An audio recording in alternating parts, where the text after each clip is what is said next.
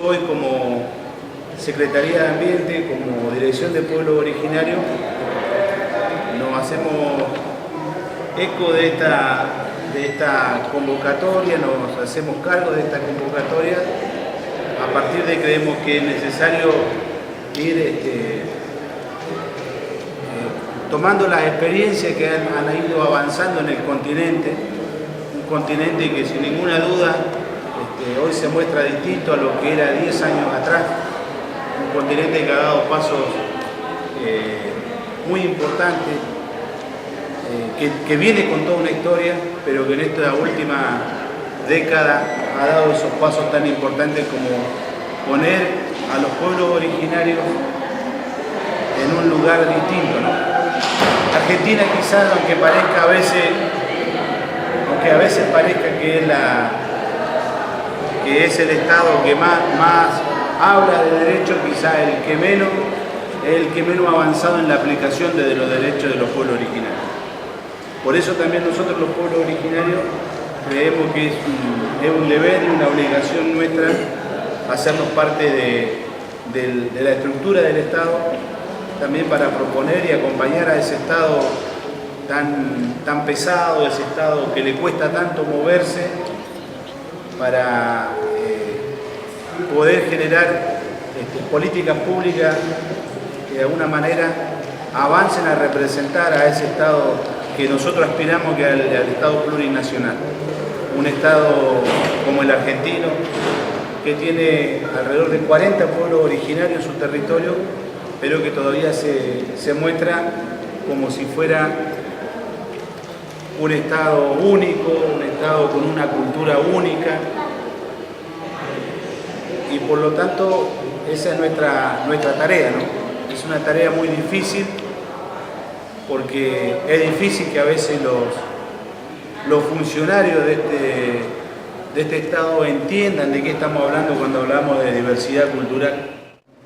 Nuestro país, bueno, nosotros consideramos que éramos el país que teníamos la mayor diversidad cultural, porque creo que ustedes tienen 42 pueblos, nosotros 36, reconocidos en la Constitución Política del Estado, que se denominan naciones o pueblos indígenas originarios campesinos, y en algunos casos también afrobolivianos.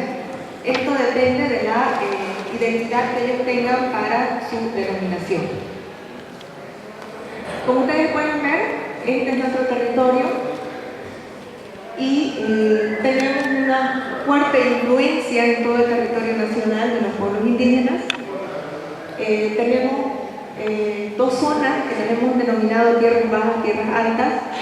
Tierras bajas está básicamente constituido por todo lo que es el oriente, Chaco y llanos, y tierras altas por todo lo que es el altiplano. Pero como ustedes pueden ver, en todo el territorio nacional tenemos fuerte presencia de pueblos indígenas originarios campesinos. Un poquito como antecedente para la implementación o el desarrollo de los derechos de los pueblos indígenas, nuestro país ratifica el convenio 169 de la OIT recién en 1991.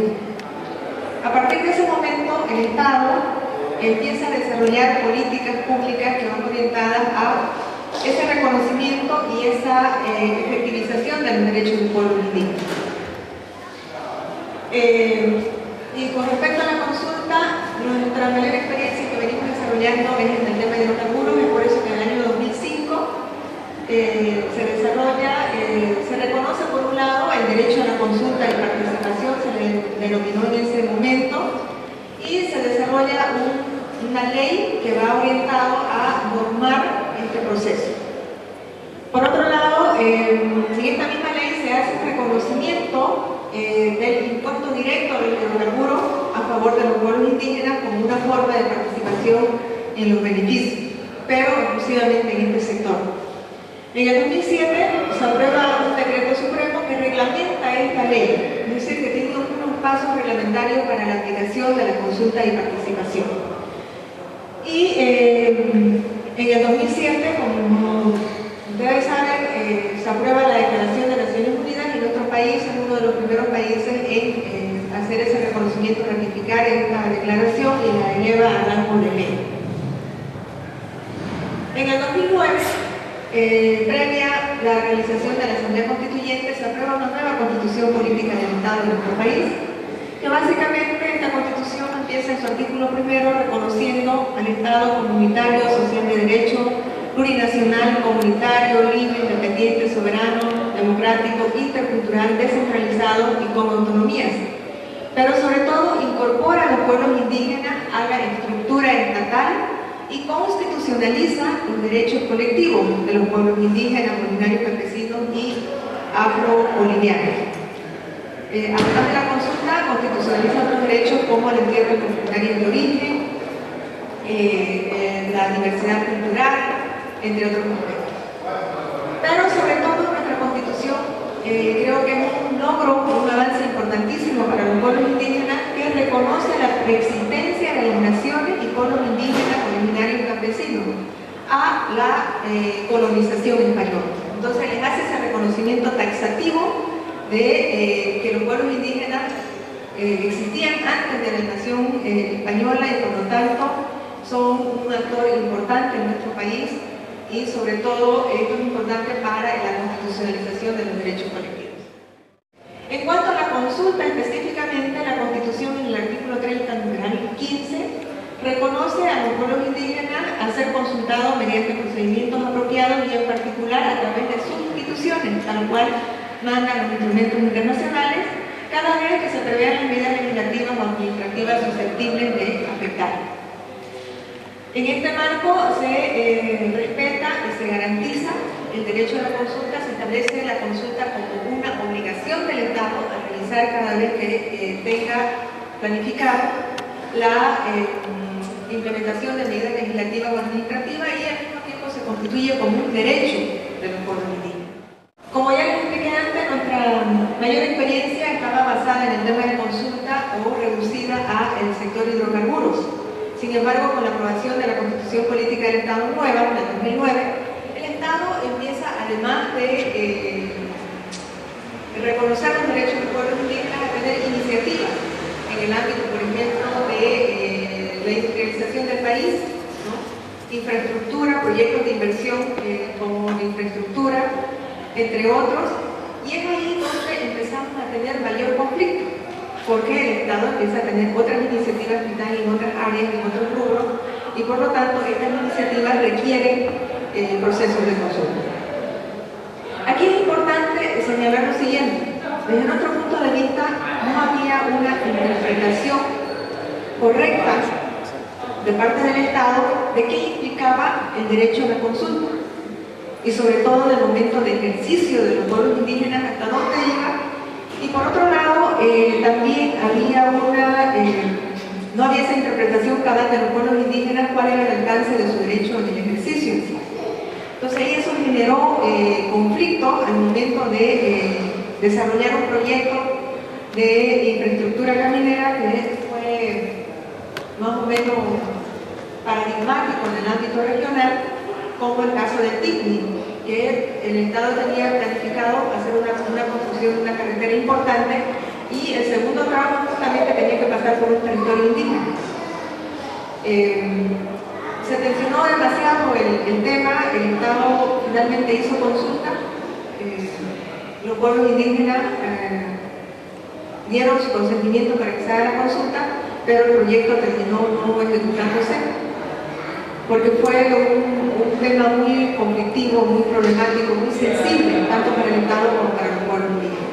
Es entonces que se ve la necesidad que no solamente era suficiente que esté el derecho a la consulta en los instrumentos internacionales o que la Constitución haya reconocido y constitucionalizado los derechos, sino que se vio en ese momento que se necesitaba una norma que desarrolle con mayor claridad para evitar estos conflictos que implicaba el derecho a la consulta. Es en ese momento entonces que el presidente hace una convocatoria a todas las representaciones nacionales de los pueblos indígenas, comunitarios, campesinos y afrobolivianos, para que no solamente el proyecto de ley sea consultado, sino que debiera ser construido de forma participativa. Es decir, no solamente vamos a consultar, sino vengan hermanos, hermanas, compañeras, compañeros, y vamos a trabajar de forma conjunta el proyecto de ley para evitar los mayores conflictos y desgaste en la comunidad internacional, a nivel interno inclusive, con los pueblos indígenas. En ese momento, el presidente hace la convocatoria, se conforma una instancia como esta a nivel nacional con representación del órgano ejecutivo, del órgano legislativo, del órgano electoral y de las diferentes representaciones de los pueblos indígenas. Les queremos confesar que al inicio no fue fácil porque estaba reciente el conflicto del TICNIC, por lo que los pueblos indígenas estaban sensibles, susceptibles a que este proceso no vaya a funcionar y no sea de buena fe. Pero el gobierno insistió y vio que era el mejor camino para poder consensuar un proyecto de ley de forma participativa, y se desarrollaron una serie de reuniones en este ámbito, que lo vamos a desarrollar más adelante. Y en la primera reunión a la cabeza del presidente, con los que participaron en ese momento, se definió que la ley debería ser construida de forma participativa, de forma incluyente, que no se reduzca solamente la participación a las organizaciones que tenían una representación nacional, sino que debiera bajar a las instancias intermedias para garantizar esa participación efectiva de los pueblos indígenas.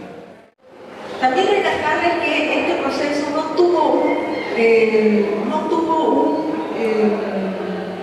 un esquema metodológico, que en algunos casos pueden llamarlo protocolo, procedimiento, etcétera, etcétera. No. Se conformó la instancia nacional y a medida que se iban comiendo, se iban definiendo los pasos a seguir, ¿no? Por lo tanto, en la segunda reunión que se tuvo, que fue el 2 de marzo del 2012, donde el presidente le hace la delegación al ministro de Gobierno que lo represente en esa instancia, y otras instancias del órgano ejecutivo, como el Ministerio de Autonomía, que tiene dentro de sus atribuciones el tema de la autonomía indígena, el Ministerio de Hidrocarburos, el Ministerio de Minería, etcétera, etcétera. Todas estas instancias que tenían relación de una u otra manera con los derechos de los pueblos indígenas, y además las organizaciones sociales de los pueblos indígenas, originarios, campesinos, afro-bolivianos. En esta reunión discuten, se reúnen y definen un esquema básico, ¿no? Se analizó todos estos inconvenientes que, por ejemplo, la interpretación del alcance del derecho, tanto del Estado como del pueblo indígena, y se definió un esquema básico de trabajo para delimitar y para evitar la politización del tema. Esto es importante.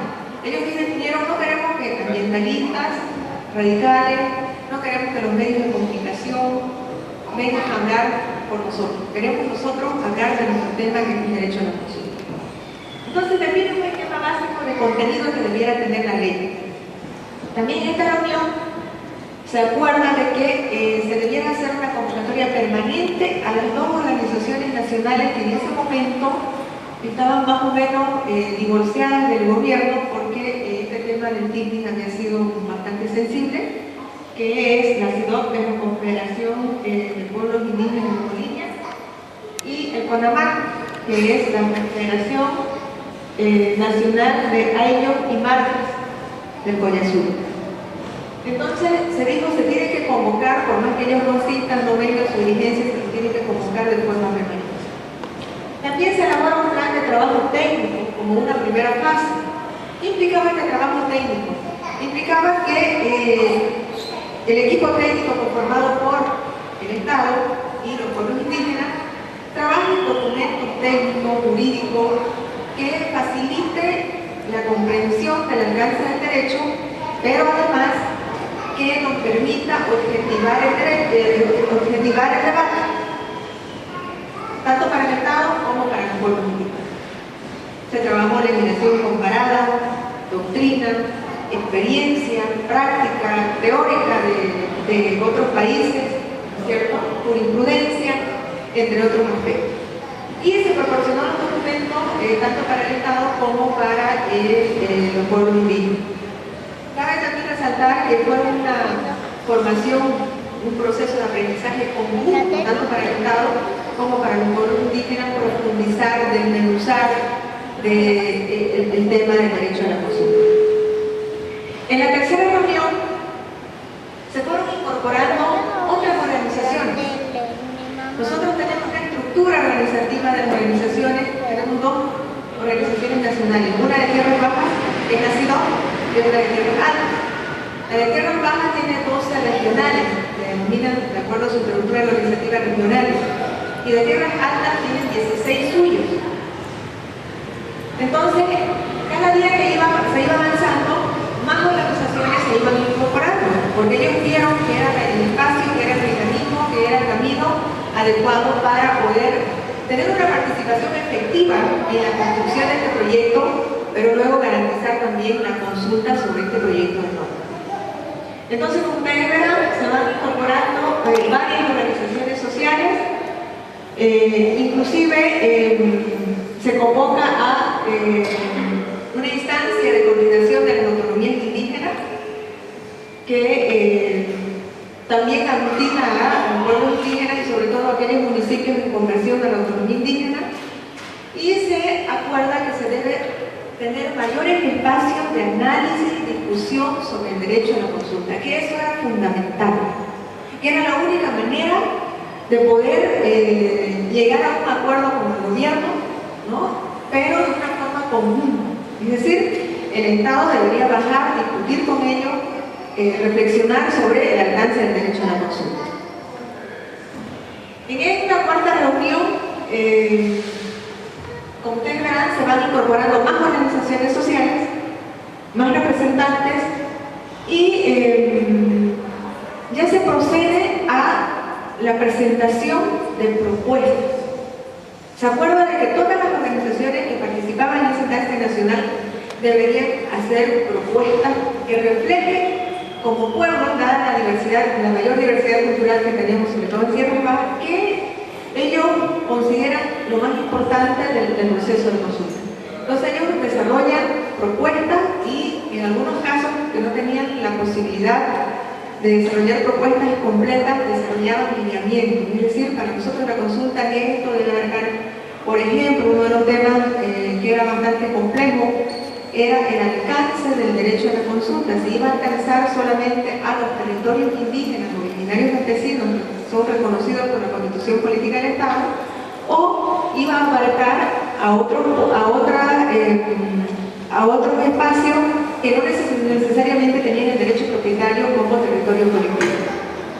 Entonces es así que se desarrollan, por ejemplo, 6 propuestas de organizaciones: el CONAMAR, CEPID, CEPE, CEPILAC, la Confederación de Pueblos Interculturales, entre otros aspectos. También presenta su propuesta el Ministerio de Gobierno, el Ministerio de Justicia, el Defensor del Pueblo también presenta una propuesta. Luego de recoger y cada uno explicar su propuesta, se procede a trabajar en mesas, donde se sistematizan todas esas propuestas trabajadas hasta ese momento y se saca un primer borrador con contenido de un proyecto de ley. Y se acuerda que sobre eso se iba a seguir trabajando, enriqueciendo, complementando, hasta llegar a un acuerdo de un proyecto final. También se aprobó de manera unánime que las propuestas y el lineamiento trabajados en estas 4 comisiones, y ahí podemos ver, había una comisión de disposiciones generales, principios y definiciones, procedimiento de consultas sectoriales, que este documento se convertía en la base para seguir trabajando. Se fue una decisión unánime, ya cada uno no iba a trabajar su propuesta por su lado, sino que sobre ese documento se tenía que trabajar hasta llegar a un documento final. También se aprueba la incorporación de otras organizaciones y se pide además en esta reunión que la participación de la Asamblea Legislativa se debe ampliar. ¿Por qué? Porque ellos eran conscientes que en última instancia es la Asamblea Legislativa Plurinacional encargada de aprobar este proyecto de ley. También se ratificó la resolución de la tercera convocatoria, de la tercera reunión, de convocar a las organizaciones participantes a que deben acreditar de forma formal y de forma más rígida la participación del mínimo de 4 representantes de cada pueblo, y que debieran hacerlo, acreditarlo orgánicamente además, y lo propio para las instituciones del Estado. También, como les dije, solicitaron la ampliación de la participación de la Asamblea Legislativa y la continuidad de la realización de talleres regionales, talleres donde se seguía discutiendo, analizando, debatiendo y sobre todo se involucraba con mayor participación a las bases. No solamente quedaba en la dirigencia nacional, regional, sino que se iba bajando a las bases para que tengan conocimiento de cómo se iba trabajando el proyecto de ley, pero además tengan esa sintonía con el Estado de cuál era el alcance del derecho a la consulta. Por otro lado, también se define en esta comisión que todos los avances se debiera ir socializando también de forma ampliada al órgano legislativo. Se pide que se haga una solicitud a la presidenta del Senado donde se pueda explicar cómo se iba avanzando en la construcción de este proyecto de ley, para asegurarse de que cuando la ley llegue a la Asamblea Legislativa se la apruebe de una forma rápida y surja lo menos cambios posible en el cuerpo de la ley. En la quinta reunión de la Comisión Nacional ya se procede a trabajar un documento que se lo denominó primer borrador del proyecto de ley. Primero se aprueba en grande, luego se aprueba en detalle, pero en esta reunión no se logra concluir, porque obviamente era demasiado, eran 3 días de trabajo por tiempo y materia más o menos, pero a pesar de eso no logramos concluir el borrador final porque había temas polémicos. Temas que no era siquiera la polémica entre los pueblos indígenas y el Estado, sino que había algunos temas sensibles a discutir, a ponerse de acuerdo entre las naciones de los pueblos indígenas, originarios y campesinos.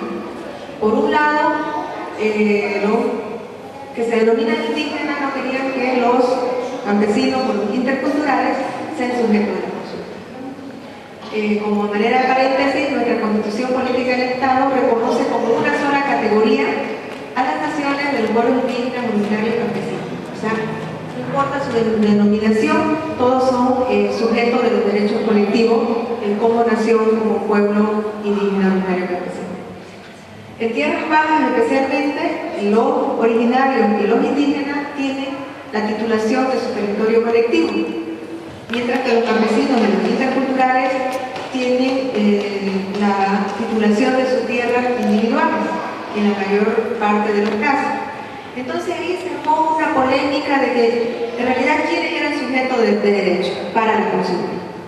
Ese fue un debate complejo, arduo.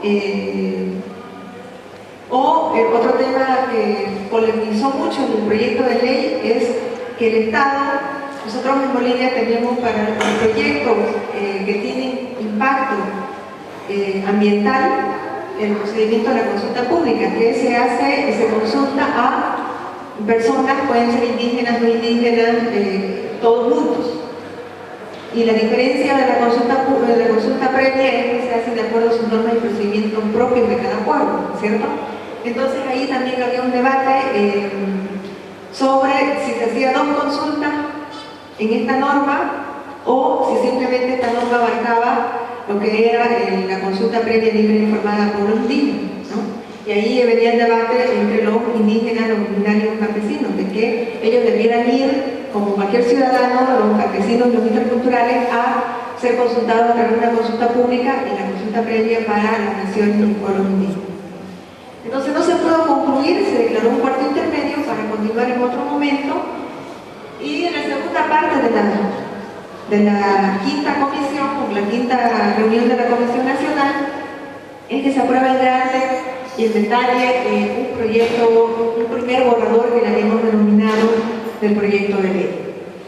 Asimismo también se aprueba, se decide que ese primer borrador debiera bajarse a consulta. No se podía quedar con 50 personas, digamos, que conformaban más o menos la Comisión Nacional, o 120 personas, sino que debería bajarse a las bases. Entonces se aprueba un cronograma de consulta por regional, donde cada regional debiera garantizar la participación efectiva de sus comunidades. Y es así que procedemos a los eventos de consulta. Esta consulta de este anteproyecto tampoco tuvo un instrumento rígido de procedimiento. Se aprobaron unos lineamientos generales de cómo se debiera hacer la consulta, pero por la diversidad cultural que nos caracteriza, se acordó que con cada pueblo se iba a definir el procedimiento específico de consulta para cada pueblo. En algunos casos, por ejemplo, se tenía que utilizar intérpretes del mismo pueblo, lo que eso demandaba mayor tiempo, espacio para poder dialogar con cada pueblo. En otros dijeron no, nosotros no necesitamos intérpretes, manejamos nuestro idioma originario del castellano perfectamente. Por lo tanto, la consulta en esos pueblos fue de forma más rápida, más ágil. En total hemos realizado alrededor de 27 eventos de consulta, con alrededor de una participación de 4.000 personas o 3.000 personas, y hemos realizado además mesas técnicas específicas. ¿Por qué? Porque en el proceso de consulta, si bien habíamos aprobado en la Comisión Nacional un primer borrador de ley, en los procesos de consulta salieron elementos nuevos o posiciones de algunos pueblos que no estaban de acuerdo con algún dispositivo de la norma. Entonces, el proceso de consulta, los resultados de este proceso de consulta, que lo va a explicar mi compañera, fueron bastante debatidos, fueron en algunos casos muy complicados, y eso requirió de establecer, instalar mesas técnicas específicas, ¿no? Y esas mesas técnicas específicas tenían las características del Estado, con, por ejemplo, el CONAMAC, que es la Organización Nacional de los AINUS, para debatir y consensuar y luego llevar nuevamente a la Comisión Nacional, o en muchos casos nos tocó hacer mesas técnicas con otras instancias del Estado, por ejemplo, como el Ministerio de Hidrocarburos, ¿no? Entonces, ahí es como que el Ministerio de Gobierno tenía que defender, luchar ante otra cartera de Estado, el órgano ejecutivo, sobre algunos temas específicos del proyecto de ley. Nos tocó también discutir y debatir con la Asamblea Legislativa, y hay mesas técnicas específicas.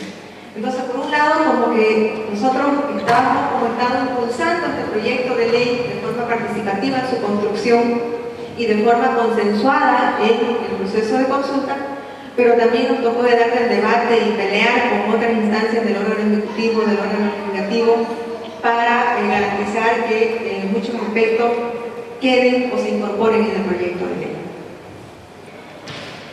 Una vez que hicimos todo el proceso de consulta, se sistematizó todos los resultados, que mi compañera lo va a explicar, y procedimos a realizar los ajustes y complementación que denominamos del proyecto de ley. Lo que eso implicó hacer 2 reuniones nacionales más, muy fuertes, muy grandes, de mucho debate, con participación de ministros, ministras, legisladores, y finalmente el 5 de mayo de este año, los pueblos indígenas le presentaron y le entregaron formalmente al presidente del Estado Plurinacional, Evo Morales. Él hizo el compromiso de que iba a pasar inmediatamente a la Asamblea Legislativa para que la ley siga su curso normal de tratamiento. Hemos tenido ya varias reuniones con el órgano ejecutivo para poder explicar el alcance de la ley. Hay algunos puntos que ellos han identificado que se necesita debatir, no solamente con el ministerio proponente y los otros ministerios que colaboraron en el proyecto de ley, sino también con las organizaciones de los pueblos indígenas, originarios y campesinos. Pero de momento han decidido paralizar el tratamiento de la ley porque estamos en un momento electoral. Y como el tema de la consulta es un tema sensible, no queremos que este tratamiento se politice y prive más los postulados políticos, las consignas políticas, a un debate objetivo, real. Entonces, esperamos que una vez procedan las elecciones, el 12 de octubre, inmediatamente la Asamblea Legislativa pueda aprobar este proyecto de ley. Lo que se hizo fue un proceso participativo, como una primera etapa, esta de construir un primer borrador y luego ese primer borrador bajarlo a consulta, ¿no? Es decir, hacer la consulta propia. Como bien decía Maggie, se hizo un protocolo por cada nación o pueblo o por cada regional a la que se pueda consultar, porque obviamente cada región tiene sus características, cada pueblo o nación. Algunos pedían intérpretes, otros no, algunos pedían que se les entregue el documento escrito, otros que se les dé más dialogado y todas las particularidades. Entonces, se hicieron varios eventos de consulta, 27, de 2 días, dependiendo de la organización y de lo que requerían las naciones y pueblos indígenas.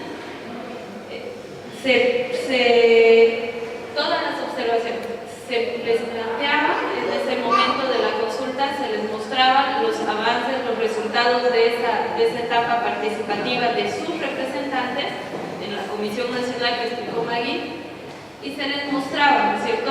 Esto es lo que han planteado, esto es lo que se ha acordado en esa Comisión Nacional. Ahora ustedes qué piensan. Los eventos estaban, la participación de la gente de cada nación o pueblo era entre 100 incluso en algún momento llegamos hasta 600 personas. Imaginarán ustedes lo complejo que fue manejar, tuvimos que dividir en comisiones, pero se logró transmitir a toda la gente que participó esos avances que había tenido la comisión. Entonces, de todos los procesos de consulta, los temas más significativos, como ya mencionó, fue que inicialmente en la Comisión Nacional se había previsto que la ley que se estaba trabajando contemple estos 2 tipos de consulta. La consulta pública, que hace lo que en otros países llaman la consulta ciudadana, que involucra a toda la población, indígena o no indígena. Entonces, inicialmente consideramos trabajar en una sola ley la consulta previa a pueblos indígenas y la consulta pública, lo cual fue discutido ampliamente y dijeron no, ahí va a haber una confusión, va a haber una confusión de las naciones y pueblos y obviamente de los servidores o funcionarios públicos, ¿no es cierto? No van a poder diferenciar en qué momento aplican una u otra y la participación iba a ser tal vez a discrecionalidad del servidor. Entonces, de toda la consulta que se hizo, se acordó como primer ajuste, primer cambio, hacer ese primer documento de que solo debía tratarse la consulta previa, libre e informada para naciones y pueblos indígenas, originarios, campesinos, y que la consulta pública debiera ser tratada en la legislación ambiental o dentro de la legislación ambiental, como ya actualmente se hace en Bolivia. Pero hay un problema en eso, ¿no? Es muy superficial la consulta pública. Entonces, se quedó también de acuerdo a trabajar, cuando se trabaja el tema de la legislación ambiental, obviamente por los cambios o por la nueva constitución política, hay que hacer bastantes reformas normativas. Entonces se quedó profundizar también en ese momento la consulta pública, ¿no? Entonces el primer acuerdo es de que solo consulta previa, libre e informada a naciones y pueblos indígenas. El segundo tema bastante observado en esto de la consulta, obviamente, era esto del sujeto de la consulta. El tratamiento inicial, el primer borrador, contemplaba las 2 consultas y diferenciaba la consulta previa, libre e informada para naciones y pueblos indígenas originarios y la consulta pública para campesinos, para interculturales. Entonces ahí había una confusión. Los interculturales y los campesinos dijeron, no podemos ser tratados de manera diferente. El alcance de la consulta previa y el alcance de la consulta pública son diferentes. Entonces, ellos exigieron que se respete el texto constitucional donde los campesinos también tienen derecho a la consulta previa, libre e informada, los artículos que mencionó Maggie, ¿no? Entonces, uno de los segundos acuerdos fue justamente el que indígenas, que son los de tierras bajas, los del oriente, y los originarios de tierras altas, del altiplano, interculturales, campesinos y afrobolivianos tienen derecho a la consulta previa al INE. Este fue uno de los temas más discutidos, justamente por lo que mencionaba Maggie. El tema del TICNIS fue bastante complicado. Entonces, ahí decían, ahí hay el contexto del TICNIS es, hay interculturales, o hay interculturales y hay indígenas. Entonces decían, claro, si hacen consulta en el TICNIS, por la que hay mayoría intercultural, va a salir a favor del proyecto. Entonces ahí se discutió si realmente era más una posición política o realmente afectaban derechos de estas personas que se denominan orgánicamente diferente a nación o pueblo indígena, pero que terminan siendo indígenas, ¿no es cierto? Entonces, más allá de su denominación de organización, son indígenas. Entonces se discutió bastante. Este fue el segundo tema fuerte a discutir. Ahí intervinieron obviamente también expertos, tuvimos el apoyo de Naciones Unidas ahí, que también sirvió para aclarar, ¿no es cierto? A nosotros como servidores públicos tal vez ya no nos creían tanto repetir de que sí tenían derecho los interculturales, sí tenían derecho los campesinos a la consulta previa libre informada. Entonces los pueblos indígenas y originarios recibieron también explicación de Naciones Unidas de que más allá de la denominación de su organización, su autoidentificación les hace sujetos del derecho a la consulta previa libre informada. El ámbito, otro tema que mencionó Maggie era que nosotros tenemos tierras comunitarias de origen en Bolivia, que son los territorios de las naciones y pueblos indígenas, originarios campesinos. Ya son titulados, es decir, los ha reconocido el Estado legalmente, se les reconoce un espacio. Entonces, la discusión se basó, ¿dónde debemos hacer la consulta? ¿No es cierto? Hacemos a las naciones y pueblos indígenas originarios, pero ¿dónde? En su espacio legalmente reconocido, o no importa que esté legalmente reconocido si no se considera, si hay una nación o pueblo indígena que aún está en proceso de reconocimiento legal de su tierra, o no ha iniciado siquiera, pero tiene una comunidad, tiene un asentamiento, y si se le va a afectar, se le debe reconocer. Ese fue otro punto a discutir. Entonces, más allá del reconocimiento legal de su tierra o territorio, se quedó de que si afecta a una nación o pueblo indígena, su comunidad, y afecta en su territorio, se debe hacer consulta previa libre. Este principio de buena fe es fundamental, ¿no es cierto? Pero a la hora de la práctica queda muy abstracto. ¿Qué es la buena fe? Y este fue uno de los temas amplios que se discutió, que las naciones y pueblos querían que quede claro, y también el Estado, ¿cierto? Porque obviamente siempre con el antecedente del conflicto del TICNIS teníamos eso de que el Estado no tiene buena fe, o el mismo Estado decía los pueblos indígenas no están actuando en buena fe. Entonces se aclaró en esta normativa o en este proyecto ya de ley que está en la Asamblea Legislativa, ya esperamos por otra su aprobación, se aclararon qué implica la buena fe.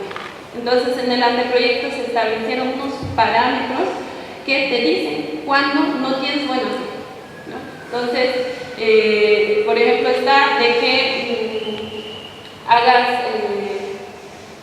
pidas más allá de lo que inicialmente está en el proceso de consulta o lo que está en consulta. Nosotros teníamos el antecedente de que teníamos una consulta del proyecto hidrocarburífero y obviamente entendiendo las necesidades de las naciones y pueblos indígenas, pero más allá cruzaban, ¿no es cierto?, temas de salud, de educación, o paralizaban proyectos de consulta mientras tanto no se les resuelva su tema de tierra. Entonces se limitaron, se establecieron en el proyecto otros parámetros y también las acciones, incluso se llegó a discutir esto de los asesores, ¿no es cierto? Hasta dónde los asesores también actúan o cuando ya rayan lo de mala fe de los asesores. defensores, las ONGs, que ha sido bastante discutido en Bolivia, el rol de las ONGs y cómo pueden ellos hablar o hasta dónde deben hablar por las naciones y pueblos indígenas. Entonces se establecieron estos parámetros, fue bastante discutido también porque obviamente decían tanto representantes del Estado como representantes de las naciones y pueblos indígenas que podría caerse en también otras subjetividades de definir qué es buena fe y qué es mala fe, pero se logró establecer unos parámetros que ahora son de consenso para el Estado y para las naciones y pueblos indígenas. Otro tema que estaba dentro del primer borrador eran las materias que no se consultaban, ¿no? En la primera discusión, en la construcción participativa, se establecieron temas que no debían consultarse. Obviamente, bajando a las bases, haciendo la consulta, ellos dijeron, no pueden haber temas que no se consulten, ¿no? Sin embargo, nuestra Constitución nos permite, hay temas, incluso la declaración, incluso el convenio 169 establece unos límites en los que la consulta, el derecho a la consulta tiene su limitación, ¿cierto? Entonces se discutió bastante. Inicialmente se tomó aquí el tema de lo que está establecido en el convenio y en la declaración, lo que son las bases militares, lo que son desechos tóxicos, que en Bolivia ya existe una prohibición específica en la Constitución de no permitir desechos tóxicos en el territorio, en tránsito o que ingresen desechos tóxicos o contaminantes en el país. Entonces se discutió bastante y se estableció de temas de seguridad nacional no se consultan, obviamente, ¿no? Porque es un tema que involucra un bien mayor. Tampoco se consultan temas de desastres naturales, obviamente por la atención inmediata que tiene que tomar el Estado más allá. Nosotros recién justamente estábamos discutiendo esto de las inundaciones y obviamente ahí valió nuestra mala experiencia y el desastre natural que sufrimos, pero se comprendió. Hay temas que no se deben someter a consulta. El tema más complejo que tuvimos que debatir ampliamente, no solamente con los pueblos indígenas, sino también con los servidores públicos, con los medios de prensa, con las ONGs, con todos los actores que de alguna forma estaban involucrados en la construcción, fue el tema del consentimiento, ¿no? ¿Cuál es el alcance del consentimiento? ¿Es un derecho? ¿Hasta dónde involucra el consentimiento? ¿Hasta dónde se vuelve en finalidad de la consulta? Entonces, dentro de las finalidades de consulta, y este fue un acuerdo, no solo se requiere consentimiento para los temas específicos que están en la declaración y en el convenio, ni que se han dado por la jurisprudencia, sino dentro de nuestro proyecto se ha establecido que es una finalidad, y es de manera genérica, pero es una finalidad, el consentimiento entendida como una construcción de acuerdos, ¿no? Entonces, esto fue también ampliamente discutido porque CONAMAC, por ejemplo, en Tierras Altas, quería que el consentimiento sea la única finalidad de la consulta. Habían otros pueblos que decían no, tiene que hacer también finalidad de la consulta, es lograr la participación de los pueblos, es lograr acuerdos en el Estado y obviamente generó bastante discusión. Como bien decía Maggie, había un momento en que las discusiones ya no eran entre el Estado y las naciones, sino eran entre las naciones y pueblos indígenas, como este tema de que solo tiene que ser el consentimiento la finalidad de la consulta, o la consulta como derecho tiene otras finalidades, lograr la participación, llegar a acuerdos, y se discutió ampliamente igual en con varias naciones y pueblos indígenas, y se acordó que el consentimiento es también una finalidad de la consulta previa, libre e informada, más allá incluso de los casos que te establece el convenio y la declaración o la jurisprudencia. Otro punto importante era el carácter de los acuerdos. quienes involucran ya los acuerdos, ¿no es cierto? Quienes deben cumplir los acuerdos a los que se arriba entre el gobierno y las naciones y pueblos indígenas. Entonces se puso de manera general de que el Estado en todas sus instancias, en todas sus representaciones, instancias me refiero a nivel nacional, a nivel departamental, a nivel local, se llega a un acuerdo en representación del Estado, obviamente cualquier otra instancia tiene la obligación de cumplir, pero además el Estado tiene la obligación de hacer cumplir a los otros, a los particulares que quieran hacer un proyecto. Si yo he llegado a un acuerdo con una nación o pueblo indígena, tengo la obligación de hacer respetar también por los particulares, ¿no? Por una empresa privada.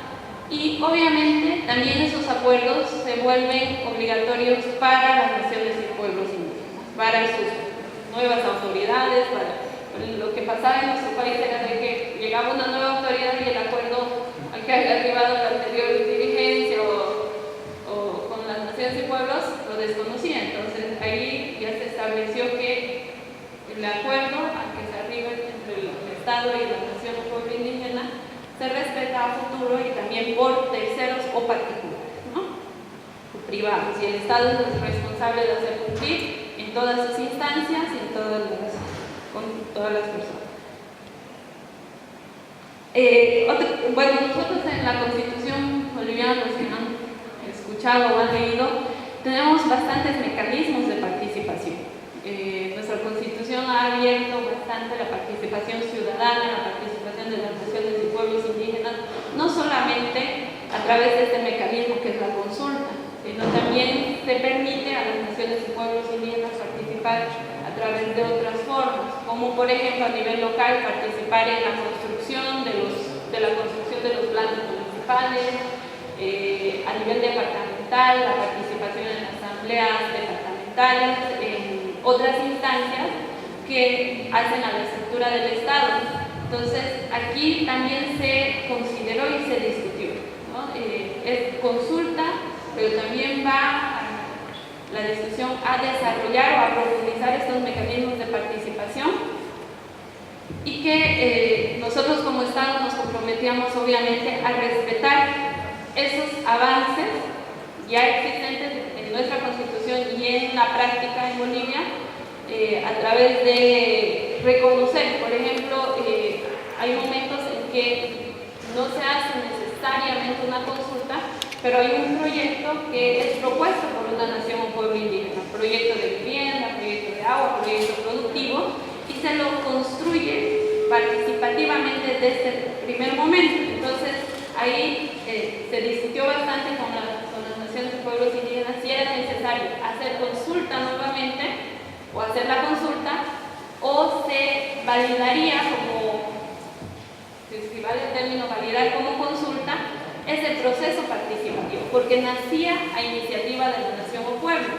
Entonces, esa iniciativa debiera ser recogida por el Estado, y ellos, bueno, las naciones y pueblos indígenas junto al Estado reflexionamos de que si era necesario hacer un proceso de consulta. Si es iniciativa de la nación o pueblo, en teoría ellos dijeron no es necesario porque nosotros estamos participando desde el inicio, desde la construcción de ese proyecto, entonces no es necesario hacer un proceso de consulta porque ya estamos participando desde el primer momento. Y así hay otros mecanismos en nuestra Constitución que permiten esa participación, y los pueblos indígenas, las naciones originarias, campesinos interculturales han manifestado de que no es necesario. Pero obviamente, si el pueblo, la nación requiere consulta y solicita al Estado una consulta por no existir un acuerdo pleno de la nación, el Estado tiene la obligación de llevar adelante los procesos de consulta que corresponden. De la discusión del proceso de consulta se recogió de que debiera haber una instancia donde las naciones y pueblos indígenas participen y puedan hacer incidencia también dentro de la instancia estatal. Entonces, en el proyecto de ley, primero que se reconoce las institucionalidades propias de las naciones y pueblos indígenas, es decir, la nación o pueblo puede dentro de su estructura orgánica tener su instancia para consulta o que pueda relacionarse, gestionar procesos de consulta. Eso se reconoce como derecho amplio. Pero además, dentro de la estructura ya estatal hay una instancia donde conforman también naciones y pueblos indígenas originarios campesinos y que se articula a la instancia técnica del Estado. Entonces ellos tienen atribuciones específicas de hacer seguimiento a los procesos de consulta, de participar cuando un proceso de consulta se conflictúe, no pueda avanzar. Ellos participan para hacer conciliación entre el Estado y la nación o pueblo indígena que esté siendo consultado, y se ha recogido esa inquietud de las naciones y pueblos indígenas, ¿no?, dentro de la estructura. Y el último tema es lo de las industrias extractivas y la compensación. El tema de compensación inicialmente en Bolivia nosotros consideramos como equipo que ha revisado toda la normativa de consulta, ha revisado los procesos de consulta que se han realizado, ha sido distorsionado, ¿no? En realidad, en el convenio 169 no se habla de compensación propiamente, ¿no? Entonces, en Bolivia se distorsionó el concepto de compensación para estos temas, los temas socioambientales, que serían también los espirituales, y esto generó bastante conflicto. Muchas de las naciones y pueblos indígenas no hacían el proceso de consulta si previamente no hablaban de la compensación, cuando no había un efecto, un daño, una afectación, ¿no es cierto? Entonces ahí, ahora cuando el proyecto se trata de reencauzar, ¿no es cierto? Porque obviamente no es lo correcto. Entonces, primero vamos a hablar de cuánto me vas a pagar y luego vamos a ver el proyecto y cuánto me afecta, ¿no? Y esa era la distorsión que ocurría en nuestro país, lamentablemente, y lo que se ha tratado es de reencauzar. Ahora hablamos de lo que es indemnización, que es lo que el convenio y la declaración hablan ampliamente, y también se habla de esto de la reparación de manera amplia en el anteproyecto, pero esta reparación involucra unos pasos previos, como la mitigación, mitigar, reparar, y son los pasos previos hasta evitar evitar el daño, ¿no? Pero ya una vez hay daño, ahí hablamos de indemnización. Entonces, también ha sido bastante discutido, sobre todo en los temas de materia hidrocarburífera, porque obviamente hablamos de un proyecto grande y la compensación también se hacía grande y se paralizaban los proyectos. Tenemos proyectos paralizados y lamentablemente tenemos actualmente proyectos paralizados hasta 6 años, ¿no? 6 años donde no podemos llegar a un acuerdo, porque la normativa del 2007-2009 sigue vigente, obviamente, y no han permitido avanzar en ese proyecto. Y son proyectos realmente estratégicos para el país, ¿no? Y hablan de que primero se debe hacer la compensación. Entonces, se ha recausado esto de la compensación en el anteproyecto. Nosotros hemos traído algunos anteproyectos que vamos a dejar para que puedan también leerlo y tal vez comprender un poquito más lo que hemos explicado, ¿no? Cuando vamos a discutir, a pactar política y socialmente una nueva constitución política del Estado del 2006, uno de los temas ampliamente debatidos fue de qué hacemos con, en algunos casos, algunos sociólogos sobre todo le llaman el anticucho, ¿no?, de esta organización de naciones indígenas, originarios y campesinos. Discutieron y fue un acuerdo entre ellos de denominarse de forma como una sola categoría. Ya mi compañera explicó que las naciones indígenas originarias normalmente se denominan de tierras altas, pero es una denominación que ellos han asumido. Los campesinos han sido fruto de la reforma del 52 y 53. Los interculturales son poblaciones que han migrado de su lugar de origen a otro sitio. Y los indígenas son los que siempre han militado en tierra humana y se han denominado indígenas. Entonces, tienen diferentes denominaciones, pero son, en lo esencial, sujetos de derecho colectivo, que están asentados en un sitio. En algunos casos tienen el aprovechamiento, el acceso y el aprovechamiento colectivo a la tierra, a los recursos naturales. En otras situaciones no, pero tienen algunas áreas comunes de aprovechamiento y tienen su acceso parcelado, digamos, de su tierra.